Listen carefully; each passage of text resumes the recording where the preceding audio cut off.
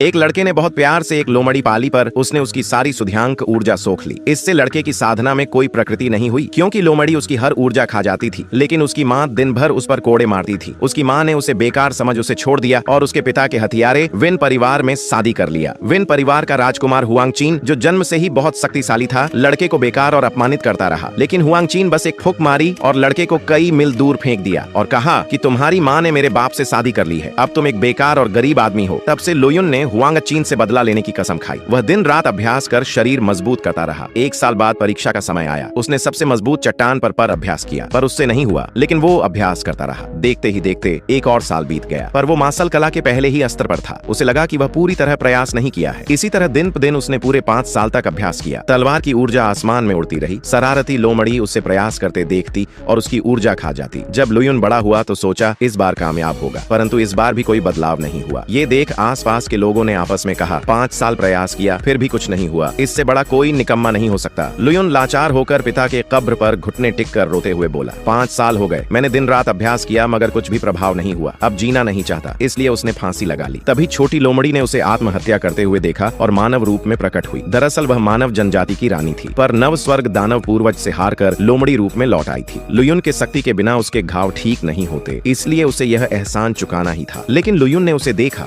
तो सोचा कि वह स्वर्ग से उतरी अप्सरा है। उसे एहसास ही नहीं हुआ। उसने लुयुन को नौटी पूर्वज की गगन पक्षी शैतानी कला सिखाने का फैसला किया। लुयुन ने तुरंत घुटने टिककर उस महिला को गुरु माना। इसी उत्साह से पूरी रात सो नहीं पाया। उसे एहसास ही नहीं था कि जिस छोटी लोमड़ी को वह हर रात गले लगाकर सोता था, वही उसकी गुरु थी, जिसे वो रोज कंधे पर उठाकर चलता था। सबसे बड़ी बात यह है कि छोटी लोमड़ी मूर्ख थी। उसने लुयुन को बताया कि दुनिया में कई शक्तिशाली शरीर होते हैं, जैसे प्राचीन पवित्र शरीर और राजकथा का शरीर, जो बहुत शक्तिशाली है, और उसके सिखाए कला को खूब अभ्यास करने को कहा और वो सबसे महान प्रतिभा से युक्त शक्तिशाली बन जाए। गा नादान लड़का सुनकर और उत्साही हो गया। उसे नहीं पता था कि ये लोमड़ी कितना दुष्ट है। बिना जरूरत के प्राचीन पवित्र शरीर खाने से वो नष्ट हो जाएगा। हालांकि उसने मसल मास्टर तक पहुंचाया, जो हुआंगचीन के बराबर था, पर छोटी लोमड़ी हर दिन उसके घर भुना चिकन खाती थी। वो खुद स्वादिष्ट चिकन और सॉस वाला ब्रेड खाता था और उस मूर्ख लड़की को रोज जानवर और जहरीले कीड़े खाती थी। पार्ट 2 की वीडियो को लाइक और चैनल को सब्सक्राइब करके कमेंट में पार्ट 2 लिखो।